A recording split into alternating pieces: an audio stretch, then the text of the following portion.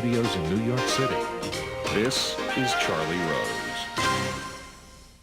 We remember Robin Williams this evening. He was my friend, and he was a friend of this program. He came to this table often. Nobody on the planet could be so spontaneous, so improvisational, so smart as Robin Williams. Simply stated, there was no one like him. In a league of giants, think Letterman and Carson and so many more in television and stand-up and film, he was a unique giant. So talented it took your breath away. He was the guaranteed laugh, so smart and so quick, but impossible to define. If you're in journalism, your instinct is not to praise, but simply to state he was brilliant. He was the brightest star who fell to earth and is now among the stars. Officials will answer the question why he died and how he died. The rest of us simply say, thanks for coming to the table. We will never forget you. The first time he came to this table was 16 years ago. 1998 was the year he would win the Academy Award for his performance in Good Will Hunting. Do you look for this kind of role because it gives some balance to the kinds of things that you're going to do? Yeah, because it could... I love being a supporting part. For me, a supporting role is extraordinary for me because it's two things. It takes the pressure off, but it's also being part of an ensemble. But a role like this, because it's... I like to try and take a turn, like, to do a movie like Flubber, which is a children's movie, no bones about it, and to do something like this, which is totally the other way. To also play a character that is slightly, it's tough, he has his own problems. It's a wonderfully complex character, and I love to do that. Yeah, it balances it out. That's why I always keep trying to do as many different types of things as possible, not one particular type of role. Take me to two places. One is what's going on with your character, because when this guy walks in the room, and then what happens in the relationship? What is it that Sean finally gives Will that makes a difference? Before the first time he walks in, it's like my wife died a couple of years before. I've been teaching at this place called Bunker Hill Community College. I teach, all different types of psychology classes, but I've kind of withdrawn. I did go to MIT with Stellan's character, but, I chose, he's a Vietnam vet. Stellan is the math professor, the genius who won the big the Fields Prize, the Fields Medal winner. And basically, he chose a life of, working in the neighborhood, working basically in Boston, and working back with the people he grew up with. I mean, in a weird way, he's kind of like, in Matt's character, he wanted to work with the people he knew, and, the community he grew up in. But he's guarded. He's been through a lot. What he offers Matt's character is a perspective. It's like of saying, and like in the first time, when he presses the buttons, when he starts to attack the memory of my wife, it pushes a button that I can't even control myself, and I basically go for him. And I violate the therapeutic relationship in that moment. It's no longer a therapeutic relationship, and that's why, the next session, that speech by the Swan Pond, is essentially saying, okay, I know who you are, you know who I am, and you really, you messed with my life in a huge way. But I want you to know I know who you are, and I know you need some help. And if you want to work on that, I'd love to help you. But it's up to you, and that's why I say it. And then it just begins, this process of the two of them just talking, First couple of times they don't even talk. It's a standoff, where he won't even say anything. And then it works to a point where finally we start, I have to kind of tell him, we ask him a few questions and he tells things and he starts working. Then I start sharing a little bit of myself for some reason with him. The reason probably is that in him you see yourself. He sees in himself, he sees, I see the same mind going, and I see where it could go.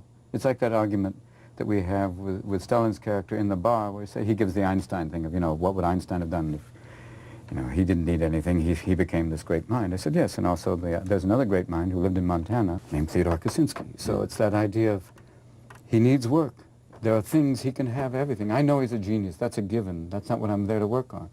I'm there to work on the other part of him. The other part is to reach that's his soul, and why at the end I'm just saying to him, what do you want to do? You could do anything, and just bounce there for it. But in the end, it's like me, it is father, son, but it has all sorts of other elements. But you are, go ahead. I was just going to say that he's saying that what you've chosen to exploit in my character is not a flaw. This relationship I had with this woman is not a character flaw. This was an amazing relationship I had, and because I had it, I've really lived. And that's what he tells Will. And essentially, Will's only comeback is, well, then why aren't you doing that now? Why have you stopped? And we always felt the characters were parallels. You know, they were both kind of stagnant when they meet each other, and because of this interaction, they end up moving on in a healthy way. When did you know that you wanted at least to entertain, if not to be whatever you are? It was that time when I saw my mother. When did I know? I think it was after high school. Really? Yeah, first year of college. I knew that, you know, there was kind of slight tendencies that way. You did have tendencies. Yeah, what are you doing? Just performing. What is that about? Nothing? What are you doing? Better late than never. No, it was, I think it occurred in college where I took this improvisational theater class, and something was so freeing about that I flunked out all of my political science courses. But did well in improvisational Oh, theater. amazing. Yeah, we did it. Oh, very well. Very well. And it seems the to have manner done... born. Yeah. Yes. Yes, sir. Lord, yes. 'Tis that thing that I do well now. Interspoken thus. I have brought my mind hither, and my mind will flow thusly upon the questions thou hast riddled me. And know, my friend, that in the end, you must suppose that Charlie Rose knows. Yes, he does. Yeah. So that was, you know, that was the beginning where it really started to kick out. And it's been like pretty much from then on doing this. Is there one great thing you want to do? I mean, is it this, do you get more satisfaction from this kind of thing? Mm-hmm. Or do you, in the end, get the most satisfaction when you're out there with an audience? It's equal in different ways. I mean, it's like comparing hang gliding and, you know, spelunking. I mean, this one is a kind of the idea of how intimate this piece is, and when it works and it reaches people on that intimate level, it's just as meaningful to me as performing live. It's different, and you know, but it gives me the same satisfaction. But performing live is this extraordinary. It's cheaper than Prozac, and it's this great release and this amazing kind of fulfillment of. The one caveat is it's performing live, and when you're really creating. I mean, when you asked him, is this old stuff or new? Yeah. That's an old line, my friend. I've heard that one. But when you really find a new piece, then there's something wonderful. The creation, the idea of when you create, that's extraordinary. That I really. But do you sit down and write this stuff at all? No, I basically it's. A free association. Yes. Free association. That sounds like a law firm. Free association. Young and Freud. All right, we're free associates. Raise your right hand or your left, whatever you want to do. It's like, what do you do? Whatever your mother tells you to. If it's not one thing, it's your mother. Stay with me, and here we go. It's like putting, I say right here and walk away. Your mother will know you better. By the year 2000, Robin Williams had already appeared in more than 30 feature films. This conversation centered on the challenge of acting and improvisation. What you should do is combine Shakespeare and stand-up. We could. We could. Is this not a chicken that I have held? Did not the two Jews enter the bar and on entering find that it was theirs? All is undone till the Muslim doth drink the Scotch. I shall know thy name. This show, one rose yet there sits, and yet all time, outside the day the Wall Street crumbles, NASDAQ like bungee rises. Is it between these, this fall of some, till Bill Gates doth open the windows of time, and Rome will be? We will all be undone, and yet simply find ourselves waiting for this mealtime. Oh, till Bill, yet not knowing why, the intern hath done a trick of tongue, but not knowing her name, she hath gone away. Gentle Monica, know not your time. The ties that bind he doth wear for thee. Aye, you are simple and free, and till Kenneth's star does shine anon, we will not hear this, till the moon above is gone. Oh, vexed thing, Charlie Rose, the time is yours. For you, my lord! For you! Yes. Yeah. Shakespeare's only play, so that's the way you like it. Shakespeare rules. I do like it. That's the great Venice, California Shakespeare. Shakespeare rules! Dude, tights! Go with it! Shakespeare rules. Yes. Did you ever see that? There was a great article, I think, in Los Angeles Magazine. It was the studio's notes to Shakespeare. No. What do you say? Who is this character, Yorick, and why do we need him? It's like a great thing about, can we make the character more likable? Does his father have to die? You know, can the ghost be less of a hallucination and more of a That's right. family friend? Can we change the ending? Can the ending be happy? Does he have to die? Can't he wake up and look on? And doesn't he need a girlfriend? Yeah, and does she have to die too? It's so bleak. We really want to go. Can it be called Portlet? Or... That's why you're leaving this business temporarily. Temporarily, yeah, Because you get they tired are- of those notes. Like when I saw Popeye again, I remember that an agent called me and said, "Robin, can't you open your other eye?" I went, "No, he only has one." eye. Yes, it's called Popeye. He was thinking it'd be much more, and the character would be more likable if he could open both eyes. He said, "No, pal, that's the way he's been for 50 years." "Oh, I can't see. Oh, it's all different." You know what? Can we understand him? "No, that's part he mumbles. I'm sorry." It's just It's the unbelievable. business, you know. It's always that thing of, maybe that's why stand-up appeals, because there's no rules. Is there any fear of failure when you're up there? Oh, yeah. But I guess you kind of have to get over that and take a chance, because you have to really, you have to fail in order to find the new. I mean, that's what's been nice about going in these clubs, that sometimes, You have to fail to find the new. yeah, you have to kind of go through, you have to kind of take the chance of going that, even bomb, I guess, but it's like to really kind of let go and to say, to really, because it kind of peels away. What happens is it shakes you up, it scares you, and then you'll go back and work harder, and then you'll, it's like the old, it's all, I guess maybe it's the same way of, on anything where you kick it out, it doesn't work, but then you come back and your mind goes, try step 2. Go to phase 2 now. Don't fall back, and I'm going for the blue stuff. Stay with me. Stay with me. Go, we're going ahead. We're going towards the comedy wasteland. You're standing on it, look. Segways, I don't need no sticking segways. Come on, go with me. Keep going. Fight through it, don't be. And you find, you go out, and eventually, somehow, something will kick in. That's why it takes a while, but if you have the courage, you can do it. 2002 was a year of change for both Robin Williams and myself. It was directed by Mark Romanek in 1 Hour Photo. It was his first psychological thriller. I was recuperating from heart surgery. That would also become a topic of many of our conversations. Come on now, son. Tom, shut up. I got a new heart. Leave me alone. Come on now. A new valve. We got it right there. One valve. You know. One valve. Come on, had it done by Sid. While you wait. we went down to the pig farm. Bobby, we got another one here for Mr. Rose. Give me Louise, the good one. Yeah, Give me a big valve. Yeah, Louise ready. We've been fattening her up. Fatten her for a week. She's got the biggest valve I've ever seen. That's what we need. He's a big boy. We need a big valve. Big boy. Bring me big boy. And make sure it's healthy, because Mr. Rose wants to live a long, long time. Don't bring me Teddy. He's not so good. Teddy sleeps all the I time. saw that pig eat smoking the other day. It's hard to see a pig with little cloven hooves. It's not the one we want. No, we want the one. We want the young one, the big one, the right one. Yeah, you don't want smoked pork. Though you made these 3 movies in which you play a bad guy. Right. Was there some need in you, was there some reason you wanted to go out and tackle was- things that you hadn't done before? I wanted to have people to understand my inner self. This. I never meant to hurt anybody. They shouldn't have been there. They should never have looked at me that way. I wanted to just... I had these demons and I had to get them out. My head was like a fishbowl, and the bubbler was broken. I had... That's a bad one. Even that therapist would go, ask him about that. But I think the idea was, as an actor, wanting to play those characters, because, as Anthony Hopkins said, they're no longer bound by the laws of likability. Yeah. That you have a character that can be so...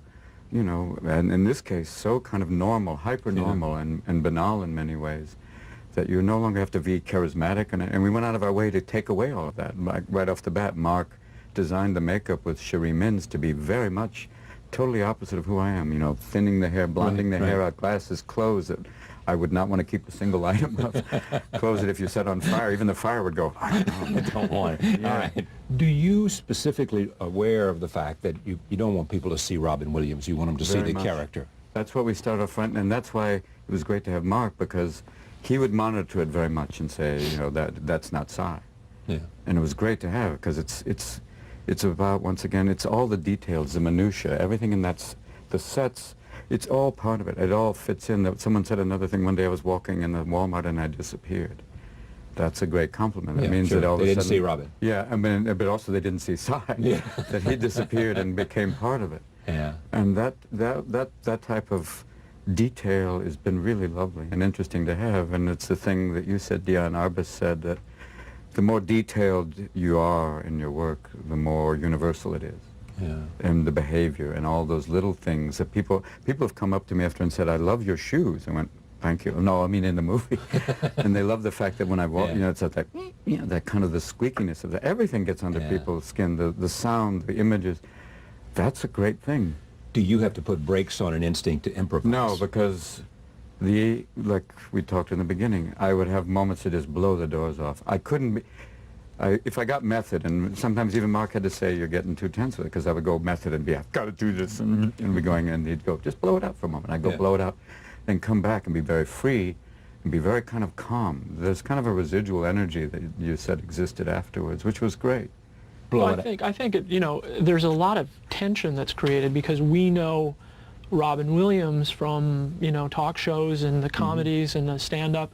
So we know that he's got this volcanic amount of, you know, of energy. So when he's playing this very repressed, restrained character, we know he's repressing a volcano.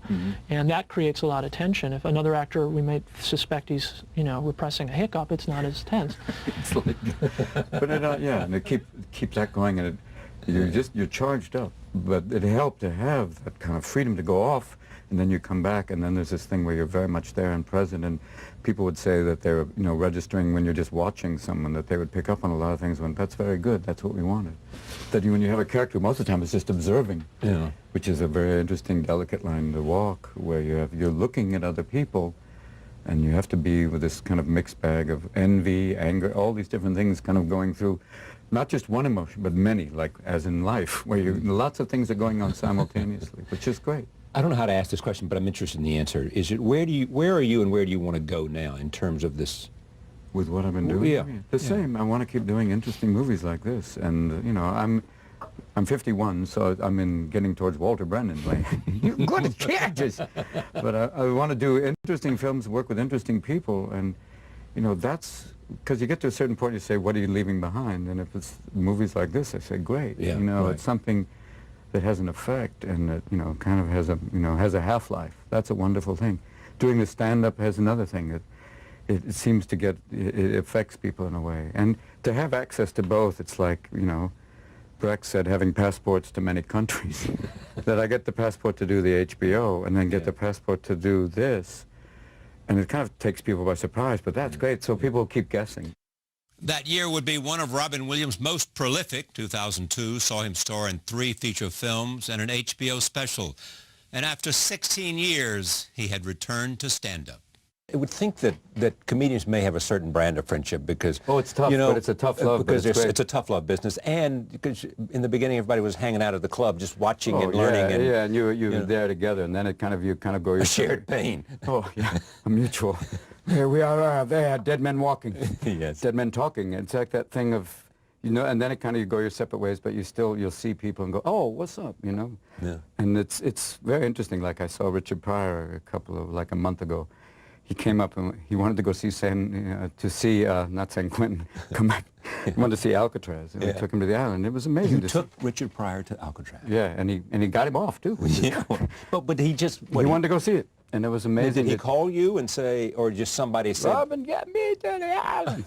I want to go see the You island. know San Francisco. I know you do, brother. Yeah. Take me to the island. You know Willie, too. You can get Oh, Willie Willie to Brown. open the door. Willie Brown. Yeah. Willie Brown, hardest working man in show business. Willie Brown, working up, brother, please. I want to say that it's an honor. Yo, sister, please. Willie Brown, work in the room. Yeah. But it was so good to So, know him. but you And took him- Jonathan Winters, you know, he came up. The weird thing is for Jonathan, his wedding anniversary is September 11th. Yeah. Rough day. So Yeah, I right. took him to Tough. a Giants game, and you know, it was so great to have he and his wife up, and you know, just he had a good day. And for me, knowing him, meeting comedians like Jonathan, Don Rickles, Yeah. oh man, that's just, and you There's stand a and you're like a brotherhood. little There's a kid, brotherhood, yeah. a brother, but more like uncle or like Yeah. the master, the sensei, Buddha. Yeah. When around Jonathan, it's like being around the great one. Oh, I remember when... Oh, he did a great thing. A man was kissing a woman in front of us, and they were doing it for a long time, and he leaned over and said, he's sucking the ugliness out of her. And not so loud, John.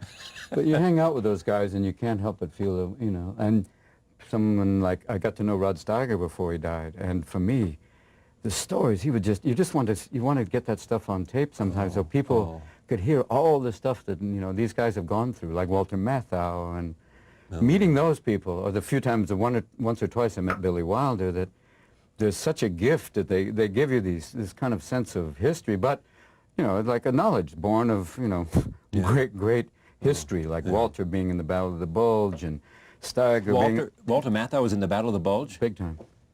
Right. And My Steiger father was on a in the Battle of the destroyer. Bulge. Serious? Yeah. Oh, yeah. Wow. And these guys will tell you, and those stories alone, you're like this, and then they'll tell you, you know, being in plays and doing movies, and then it's this amazing thing, because all those guys who came out of World War II kind of went into acting as kind of like this thing you do on the GI Bill. Yeah, like right. Steiger said he went to an acting class because he heard girls were there. You know? It wasn't kind of the theater's going, there's chicks. I know. It's crazy. I don't know what the two I are think doing. a lot of actors got started that way. I think so too, and comics too. Yeah, what's that girl doing? Hey. It's like the old guy, the comic making level. That was wonderful. What show did you see, first or second? Yes, that old, that thing. But No, that to me is a old. great, That's very old. old joke. Yeah, bring it back from. I remember that joke from 1929. Do you ever... I mean, I think about Blake Winters. Somebody ought to be sitting with him and having a forever conversation about recording. I got a call last night from a friend of mine saying, I just had, this happens to me a little bit, and I don't have time to do as much of it as I ought to. And somebody said to me, I had the most amazing dinner last night. And he named the guy that he had dinner with. And he said, he's got the most fabulous stories about the beginning of Hollywood. Oh, yeah. And he said, you have got to talk to the guy. You got to, and you got to get it. Yeah, exactly. You have to get it down on, you know, in some medium that won't go away. Yeah. You know, I mean, I remember.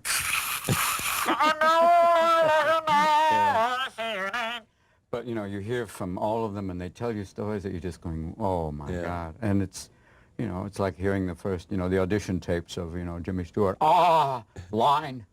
You know, you want to hear all these things, and, you know, and they tell you stuff that you just, that's hysterical. And, but also powerful, you know, coming through the Depression, you know, making movies and, you know, being in movies with, like, people that they, you know, like Bogart talking with, you know, Don Rickles and all these people, and there's this amazing interaction.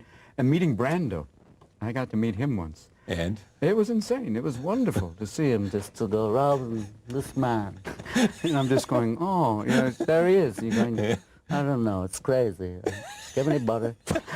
But he was, he's an amazing guy. All of these guys have so much to tell and teach, and that's, Brando actually put together an acting class and, you know. Oh, and put it on tape. Yeah. Have so, you seen I mean, the I tape? think, Didn't he get guys like you to help him? Yeah, people came and showed up. But I think here's what he's doing is kind of doing what you talked about, giving back and, you know, saying, kind of sharing what he knows. And sometimes he'll ramble on and say, I don't know what that means. but he's saying, sometimes he'll just say something, you go, whoa, it is that kind of Buddhist moment. Yeah, you do have it. I mean, there are moments in which you just say. Yeah, there is a Zen Cohen, you know. Exactly. And then there's Sam Cohen. And then there's a time when show business in those days, there was no movies. We were just doing this in front of a cave wall. How many Cro-Magnons does it take to light a fire?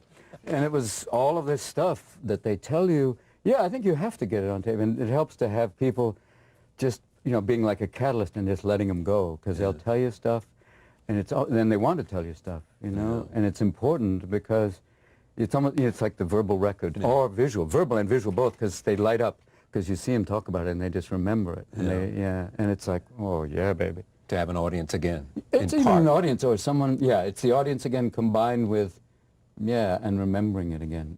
Science is an interest of yours. Always kind of fascinated by it. It's kind of, my brother started off as an optical physicist and then teaches science in Memphis. Optical physicist. Yeah, basically, you know, what's that? Yeah. But it's anyway. like, you know, but I'm always kind of fascinated by it and, you know, the potential for it, you know, especially when they're talking about the human genome. And what the things of, you know, working on, you know, send in the clones. Yeah. There was what are you doing? Nothing. I met a Nobel Prize physicist. He said, what did you do? I've developed a specific gene therapy for a very specific form of cancer, and it really will solve our problems for the next 20 years. And he said, what are you doing? I said, I'm just having lunch. But you meet them, and they're very, very kind of quiet people who've solved the problem. We're figuring out how the brain thinks. Yeah, we're basically have worked out, you know, total neurosurgeon. How are you doing? Oh, I'm fine. That's it. And what do you do? Yeah, well, I talk on television. I make noises. I talk on television. I make noises. Yeah, I make noises. Yeah, what Peter Lorre says, I make faces. I like to make faces. Why won't they let me into there? I never did anything wrong. I was never hurting any of us. Where was that from? It was, actually, he had a couple, but it was an M, which was, you know, but that was in German, but he he did a monologue once on a television show where he talked about, my head is like a fishbowl, and everyone sees inside of it. I can't imagine Ed Sullivan going, "I was Peter Lorre, right now, doing a wonderful monologue from Psycho, doing a incredible sociopath." What musical instruments do you play? I tried to play the saxophone once, and they had this wonderful black saxophone player who said, "Don't hurt it. You're hurting the instrument, you know." Be kind to it. Be kind, yeah. You don't, finger it. Treat it like a woman, not like you're trying to grab yourself. It sounds like a whale being, sodomized. Let it go. My favorite is you listen to those old blues records, and yeah. Like when Bonnie Raitt's going out to find all these great old blues artists. Yeah. I remember it was 1927. I had just gotten out of prison for the 7th time. Yes. I wrote this song called "Stay Away From Me." I can't remember all the other words, but this song was written after a night of lovely evening with a woman who I found out later on was a man. But we had ourselves some wonderful love. Yeah. It was all you never know. Before I found that out. night I said, I looked down in your thighs. You greeted me with a happy surprise. I didn't know. When Robin returned to this table 5 years ago, the quick wit and self-deprecating humor was still there. But now he was having health issues, and my friend became a bit more reflective on both his career and his life. So what are you doing in Weapons of Destruction? Self-destruction? Self-destruction. Talking about pretty much everything that's kind of happened, the heart surgery. Yeah. I mean, the idea of even the valves, they gave me the choice of getting, different valves. The porcine valve, which I said is wonderful. You're already inoculated for swine flu. And you can find truffles. Yes. And a bovine valve, which is great because you can crap standing up. You're more stubborn. But, but it is that weird... Play in the dirt. Play in the dirt. How are you doing? College kids tip you over at night. Yeah. And I thought, because after the heart surgery, you find yourself getting very emotional. And I thought, I got so emotional, I thought instead of a valve, they gave me a tiny vagina. I know it sounds like an Elton John song. Well, you do tiny vagina. So when did you know you were not doing so well? I was out on the road doing the tour initially, and I would finish shows and just be burnt. Like, this is more than exhaustion. Something else is going on. You get that really run down thing. Yeah. And then when they went and they looked at the valve, they did the angiogram, right. Which it was kind of weird, and it was just like. The leaking was like, and then it was causing you. Yeah, oh, yes. And look at you, Charles Rose, with your French valve, huh? We had to look a long way to find a nice piece of him for him. Bring the nice vache for Charles, huh? Ici. Maintenant, Charlie, these are the choices you have here. Look around. Cow, pig, chicken heart, if you want. Small, but you lay a good, fresh egg. Big horse. Big horse. Oh. And then you can hang out of the shorts. How proud will you be there? Look at Charles, he's happy to be here. But it's crazy. I mean, all of that stuff has been part of the act. Yeah. But how do you feel today? Wonderful. I'm like 98% there, I think. Letterman, when I talked to him, and he said quintuple bypass. I know. He said, I mean, he almost really went down for the big count. time. I think they went in and... Like within hours, he was... Yeah, when the hours were coming... he said it took a year. He said, I think he went for a checkup, and he said, you're going to an operation in an hour. He said, oh, yeah. An hour? Oh, big time. Yes. I had a doctor in Miami who wanted to operate the next day, and then there was a wonderful Italian surgeon who was kind of standing there going, you may not want to go with a guy who wants to go on vacation. So Yes. you get to pick. I had the luxury of being able to look for the best doctors. Yeah, I did and too, I finally found one who'd done 4,000 surgeries, all of them amazing. All of them successful. Yeah, you don't want a guy who's done 6. 3 didn't go so well. Okay, let's see what we can do. Like a Vegas dealer. Okay, everybody, let's try this. So how long were you in recuperation? About, I think it was like 3 months, literally, to kind of just ready to go back out again. Go But back you on feel it. better today. Yeah, I do actually. Yeah. I mean, I do too. I mean, much better. Oh, that's the idea. I know. You don't want to be going, nice I'm to getting a lot of meet you." oxygen to my brain now. Oh, Which, yeah. whoa. Yeah, and it's really... Remember things. You appreciate the little things like breath. Exactly. And that idea. You do. It Yeah. is much better. Yeah, I feel I'm back. It's wonderful. You were here at this table when I had my first valve transplant. Right. Here it is. Good luck with that thing. I'm happy about that. You know what happens to me as I walk around the street? People will look at me and they'll say, Yeah, that's nice.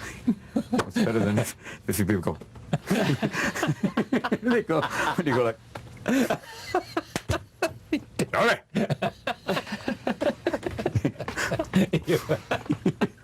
What'd you have? What'd I have? I had a penile transplant. What'd you do? Ready from a pig? Nope. What are you doing? What are you doing? Oh, come over here, Robin. You got to pull this carriage through the park. I told him right there ever since he had that transplant. He's been pulling my carriage through the park. It's been so great. Has to stop once in a while. Yeah, but that's all right. It's been like Doctor, could I maybe get another appointment? Yeah, another appointment. What's happened? I don't know. Here's the deal. I need 2 horseshoes. Yeah. Yeah. And how's that mare? What do you mean a stud fee? How old am I? 4. 4, yeah. Bobby, how you doing? Welcome to the genetic thing. Eventually go, how's that? I feel good since I had that fig valve put in. A lot of people are saying it hasn't affected me. Charlie said I should get a fig valve. I don't know what's about it. And people go, Robin, hi, it's Michael on line 2. What are you doing? No one knows. This is my boy Gil. I don't know, you know. Bob, yeah, ever since that genetic research has come through, and the Botox is working, and the kids are happy. How you feel? You feel better since the elephant hormone? What are you doing? That would be amazing. That's the next step. You know that people are gonna, you know, people now, you see people get those little contact lenses with the goat eyes. How are you doing? Great party.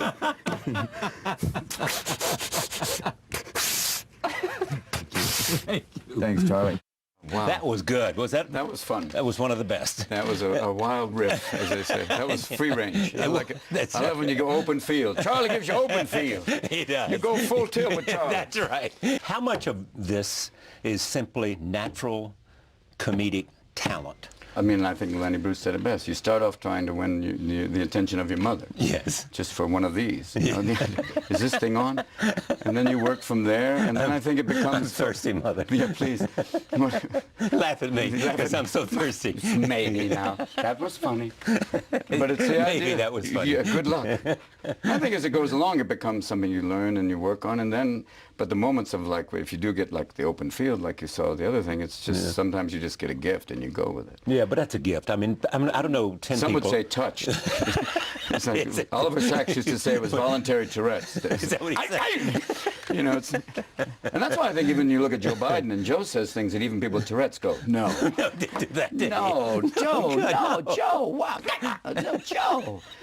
But I think sometimes it is both. Yeah, it's a nice combination of the two. Yeah. There are few people that can do what you do. You mean that are actually out of institutions? Yes, and that are not. Yeah, there's a few, and there's older ones like Jonathan Winters. Yeah. Younger ones like Patton Oswalt, and people who are just free and they can go anywhere with it, which is kind of wonderful. Jonathan was your hero. Big time, still is. Still is. I mean, whenever I hang with him. Where does he live? He lives in Santa Barbara, and it's great because you'll see him and he'll talk to people. A woman once. In character? No, well, not really in character once. In character, kind of many characters. Right, many characters. Hard to pick one. He once parked in a handicapped parking zone. A woman said, "You're not handicapped," and he went, "Madam, can you see inside my mind?" And at that point, he went, boom. Oh, but God. He's amazing. He's so good. To hang with him is the best, because he just goes. Is he ever on television? Does he do anything anymore? Yeah, he does a lot of different things. I mean, he'd prefer to do more, but I think the idea of seeing him is always the best. Yeah. And he's, you know, for me, he's the Buddha. He's the one that kind of, the gift that I got from him. when you go need a recharge, Oh, big time. you go see him. Or call him and just Call he'll him be, who is that? I'm sitting in a hot tub full of Indian head nickels. I'm trying to wash them all. Hello, Mr. Wilson. Robert Wilson. Send me money.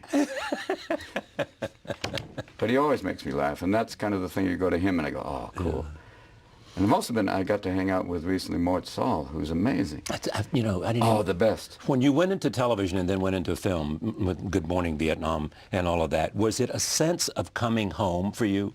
Because that was what you were trained to do at Juilliard. You weren't trained to do stand-up at Juilliard. No, I mean, doing television, I mean, the television was more like stand-up. Acting. I mean, when I finally did movies, that was what I was trained. I mean, that's kind of like... So that came easy to you when you made that transition? No, not easily. I mean, because at first when you're doing film, example. I was doing The World According to Garp, and I improvised. It was the first day of shooting. Who directed? I forgot. George Roy Hill. Yeah. And I improvised a line, and he made a face like this, like, and I went, not good. He went, no. Just say the lines, and commit to that. I went, okay. And that was the first great lesson. Second great lesson came from Peter Weir, who said, you know, you have great power listening. And I went, really? He went, yes. That's the second part of the equation. When you listen to someone, it's quite fascinating. And stillness is very powerful. And I went, second great lesson, you know? And third great lesson is always find out where catering is.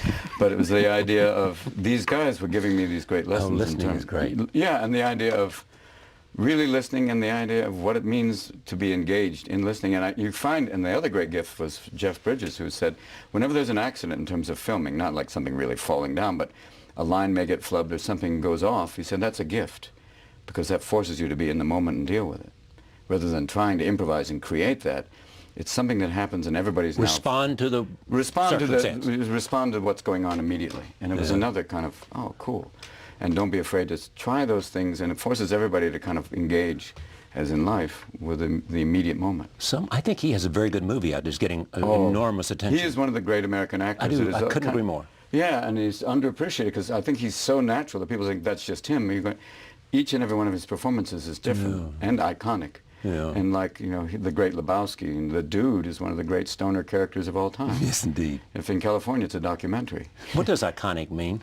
I think it means something that really just stands, that it is, for me, if someone's doing an impression, that becomes iconic. Like, Chris Walken is iconic and beyond. And it's something that just stands on its own, that is so distinct that it stands on its own. I love talking to him, don't you, Oh, Chris Walken? Because punctuation is gone. A friend once saw him. He was standing in a puddle with his socks, and everything is just in his socks. And a friend said, "What are you doing?" He said, "Today, I'm an alligator." And they asked him. He said, "Chris, if you could have anything you could have, what would you want?" He said, "A tail." Because then you'd know if I was happy, my tail would be up, and it would always move according to your emotions. I'm surprised. Yes. Question mark. Punctuation. Great. Now maybe. Oh, that's good. Yeah. Who else do you do that you love? Nicholson's the best, just because he's so out there. He does things. I love the fact everybody in The Departed's doing hardcore Boston accents. He's going, I'm not going there. Just out on my own. This is who I am, you know. When he won his third Academy Award, I was standing with him. I had just won mine, and he stood up, and he was standing next to me. He went, Robbo, I've got one for every decade. Good for you, isn't it? What a great night for me. Yeah. I mean, have you ever bought that there's some connection between tragedy and life and I think comedic talent? Well, comedic talent is the way that, you know, survival mechanism. Yeah, I buy into that. It becomes that, because they went through it, and it was part of how they got through it. I mean, Richard Pryor said he had to be the funniest guy around because just to not get crap kicked out of him, you know. And the idea of, and it was also him dealing with the childhood of his mother being, working in a whorehouse, and the idea of, and the comedy, and when he really found characters, you know, because Richard Pryor, when he started off, was doing like Cosby, and he said that. Yeah. And then one night it snapped, and he went, I'm not doing this. I'm not tired of being this. And he found this other side of him, and it tapped into the anger and all the other things, but he was funny with it, so he can get it out. Yeah, I mean, he's one of those that everybody honors now. Big time. I mean, they really I used to see him performing at the Comedy Store, getting ready for his stand-up. And he's the most amazing thing, because people want him to do Mudbone. He'd go, oh, you people, you do it. And he would do characters, and you could see him just become possessed by these characters. And it was just amazing to see him do, and go free range with it. Yeah. And then as soon as it was over, I could see him, and he was just kind of like, you could see the catharsis of it, because he was totally free on stage. He can get out the demons. And did you have to get out demons? I don't know. No, where are they? You know where we are, Robbo. We hang right here. The demons, where are they? Let me live with you, boy. Come on in, Robbo. Talk to us. Talk. You got it. Robbo. It's on your back. Tell Charlie about the demons. I've seen it on your back. Tell me. Hey, Charlie. Charlie, where are we going now? Going to a strip club on Valentine's Day. Come on, Robin. It'll be fun. It'll play well with the wife. The demons. What are you, the demons? They're more like spirits, and they're in a glass. They're spirits. Where are you? Possessed. They were. Dr. Jekyll, Mr. Jack Daniels. What are you doing? Hey, Robbo. You know, an optimist sees the glass half full, a pessimist sees it half empty. An alcoholic goes, where's the bottle? I became an alcoholic even thinking about alcoholic. Thanks for the vodka, Charlie. Yeah, you're okay today? Totally. Okay. Well, let's not push that envelope. Yeah, exactly. Okay. I'm better, and also I feel great, and that's kind of wonderful. But did you go through certain kind of whatever? Yes, I went through a certain kind of whatever. 3 years of heavy drinking. Whatever. That's an. What are you doing? Welcome to the Whatever Center. Hi, my name is Rob. I have a problem with whatever. That's a nice vague way. Is that the way they actually do it? You have to stand up and say, Hello, I'm Robin, and I have a problem with whatever. I'm whatever. Yeah, finally. Welcome to whatever. Whatever look like you're looking at whatever. Yeah, whatever. I'm whatever. Whatever. Did you do a lot of whatever? Yeah. I used to do a lot of whatever. Wake up in a field. Did whatever get you down? Yeah, wake up with a road flare. Yeah, what are you doing? What's your name? Oh, my God. That's nice my valve. That's my valve. Valve. I told me, shut up. I love you, baby. Yeah, there was a problem with that. And then I went to rehab in wine country just to keep my options open. But you came out the other side and went, yeah, I'm back. And how were you different when you came out the other side? Dry. I think a lot drier. And I think sober and also able to experience life and go, it's pretty amazing. It's kind of, before the heart surgery, one of the more sobering moments of just going, life is extraordinary. I don't want to miss it, you know? Oh, man. It's a gift, you know? Oh, man, I'm telling you. And to be spending most of the time there, I'll have it. Where were you? I don't remember. God, you're absolutely right. To come back from that is like going, oh, look. And then you realize you do have family, friends, and people go, I appreciate you. And now I can actually remember what we're talking about. How cool is that? That's kind of the gift, you know? Yeah. And that's those things that you just, gratitude. That's the simple gratitude of like, yeah. It's good. Or as one guy said, every day above ground. You know, much nicer. But it's all those things. I appreciate them. Does stand-up make you a better actor? Yeah, it makes, I mean, stand-ups are fearless in that way, because you got to be. You got to put it out there. And the acting gives you the concentration. And like you'll see a lot of stand-ups when they act, they're not afraid to just be and to be warts and all, which is kind of what comedy is too. And that's what's interesting. That's the same thing like when Patton Oswalt's in a movie called Big Fan, and he's fearless, and it's not funny, but just playing this wonderful kind of nebbishy, awkward guy. But as a stand-up, I mean, he's not afraid to talk about anything, and I think that kind of helps his acting the same way. For me, the stand-up, it just gives you this outlet that, you know, and you don't have to worry about it. And also the idea you don't have to always be likable. This character is not likable, he's a nebbish. You know, like when I saw the movie A Serious Man, have you seen that? Oh yeah, yes indeed. Yeah, that man, the that Coen character, brothers. that's such a nebbishy character, and by the end you feel such sympathy, but you want to go, wake up! These people are, Meshuggah, wake up! For smokes too! By the end you just want to go, smack, get out! Yeah. It's pretty crazy that way, but as stand-up, I like both. I still keep doing both. I'm struck by the fact that Jerry Seinfeld wanted to go back. You wanted to go back. I mean, Sometimes it's almost like economic, but I think it's more personal. I think it's more, I don't think with Jerry it's, you know, it's certainly not economic. Not at all. I think it's, you get the joy from it. It is, I could say, is it a drug? There is a fix you get, and you also, and Chris Rock said it best. He said it's like being a boxer. You have to get out and have enough material to go the distance, like especially if you're doing more than 30 minutes or like an hour and a half. You got to be ready for it, and it really helps. Some who have written about this tour have said it is more confessional. Almost. I think I mean, it's confessional.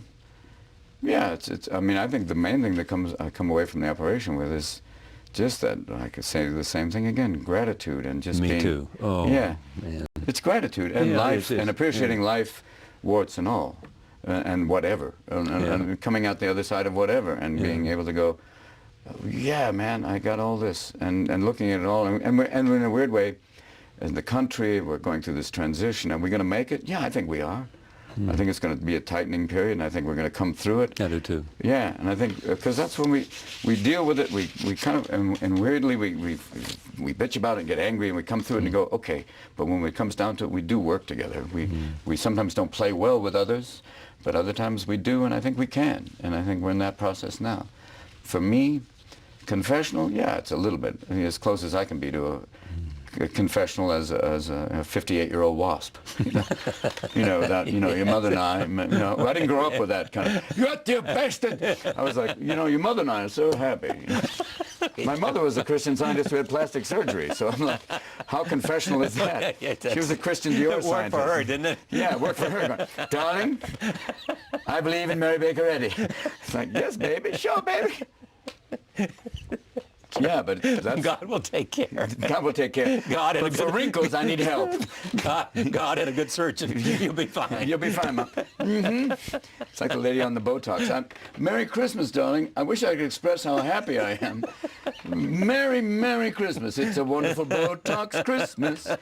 Almost smiling now. Gathering around with friends and family. That's all I can feel. There's your son, Zach, funny. Big time. Is he really? Yeah, he's funny. Cody's funny. Cody does a great Chris Walken. As good as yours? No, much better. Are you serious? Yeah, and he hasn't really uncorked it for me. Zach is He funny. hasn't uncorked it for you? No, I mean, I think he's kind of been hanging back, waiting for the right moment. Yeah. Zelda's funny. She's actually been acting, which has been great. She's done a lot of movies. Yeah, they are what? How old are they? Cody's 18, Zelda's 20, Zach's 25. Yeah. And it's pretty wonderful. And they're all going to be in show business? No. No. No. Zelda's an actress. Zach was kind of at first. Well, that's one. One. All right. Zach, I don't know. He's got all sorts of different things he's been dabbling in. But he might or not? I don't think so. What do you think he's going to do? Well, he wants to go to Harvard Business School, so I think show business, unless it's directly involved production. He wants to run things. Yeah, bingo. Yeah, God there you bless. go. He wants to run Google. Oh, please. Netanyahu. And Cody's, I think, will be a writer, because he's really, ever since he's been 10, he's been writing really interesting fiction. So. You see yourself in each of them? Totally. But I also see someone totally different, which is wonderful. I see a little bit of myself, but then I see this other combination, a combination of Marsha and myself, and then something that's just them, which is magnificent. And they all turned out really wonderfully. There have been rough periods, but they've all turned out to be just great human beings, and really, Zelda acting, but also, it's more than just acting. When people said, she's a very sweet and kind woman, I went, that's as great a compliment as saying she's a great actress. Right, that's kind of wonderful. When they say your kids are wonderful people, you go, then we've done something right, Robin Williams did many things right. He made us laugh and cry and think and feel. He lives on, especially in the hearts of his survivors, his wife, his brother, 3 children, and 2 stepchildren. A giant among us. Robin Williams dead at 63.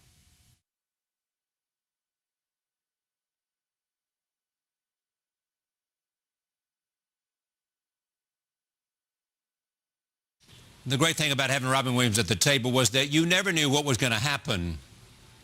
Take a look, and you'll see what I mean. Robin Williams is here, the only child of a Ford executive who grew up with mostly his imagination to keep him company. He later found an audience for his comic talents and frenetic injury. Frenetic injury? Injury. Well, that happened later when I was 12. What are you doing? All right, let's just start over. Okay. Keep the tape rolling. We'll Roll see if we again. can Take 2. Charlie rolls. Robin Williams is here, the only child of a Ford Motor Company executive. He grew up with mostly his imagination to keep him company. He later found an audience for his comic talents and frenetic energy as a stand-up comedian in the late 1970s. He first came to national attention in the television series Mork and Mindy. Yes, sir. He went on to a feature film career. Thank you, sir. That has produced a string of critical and commercial successes. Both, sir. Thank you, sir. Once again. I feel like I'm going, hey, I'm going to critical and commercial success. Hey, welcome in there. Hey, oh, man, thank you. This has been fun, and good luck with that thing. I'm happy about that. You know what happens to me as I walk around the street? People will look at me and they'll say, Yeah, that's nice. It's better than if you people go. They go, when you go like, all right.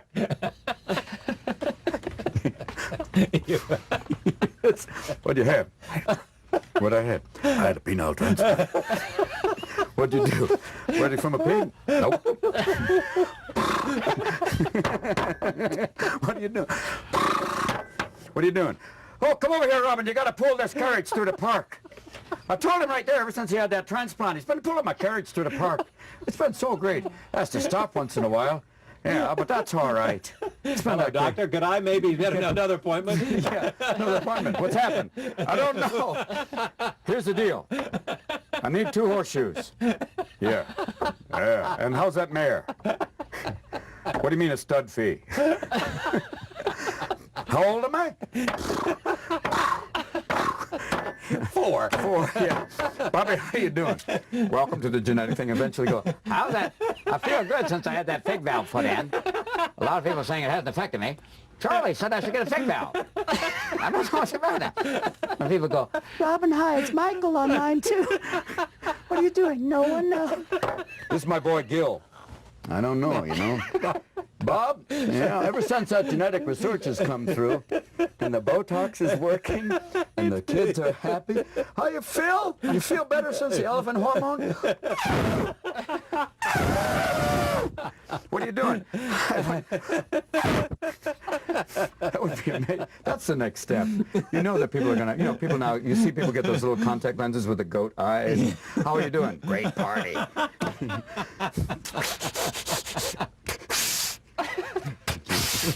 Thanks, Charlie. I am pleased to have Robin Williams back at this table. Welcome back. Thanks. Here's my question. Oh, Oh, yes. my God. This Yeah. is a question. 8 inches. Oh, yeah. No, that's what I like to do for a fishing pole. Just give a nice, you know, lead out 8 inches when you fly fishing. Send it out there and let the bass hook it and then pull on it. Either that or a piece of C4. You throw that in there. How you... What? That's good. You see the bass fishermen there, I don't always have that thing where you put it out there and the bass are like, I like to sit out there and you just, you know, a little C4 and then they come right up. Robin Williams for the hour. Thank you. Charlie Rose. Charlie Rose. That's my man. I remember Charlie Rose. Gentle Charlie with the 2 valves. I said, Charlie, where'd you get that Parisian valve? But now Charlie can come and sing La Vie en Charlie. Alors, Oh, la divano, l'avion Charlie Rose, oh, la Nemeronandère.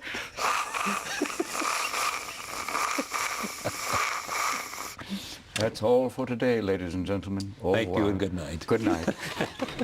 Thanks, boss. Just gonna let the camera keep rolling. With Charlie Rose. Good thing there. I remember young Charlie Rose. I said, Charlie, go over there. And Charlie, even as a child, was doing interviews with his bear. He would line up all the little animals at a table, and he had a little tiny table, and the animal, and what are you up to, Teddy? And he had a picture, and he had just written down things, and even then he just looked at the questions and the things, and he would look at, Teddy, how long have you been stuffed? And the bear was there, and then he would turn, and the other animals would just look at him, and he would turn. As a rabbit, do you feel fear near the bear? When the rabbit, do you feel fear near this small stuffed animal? Well, we'll be right back. Thanks, Bob.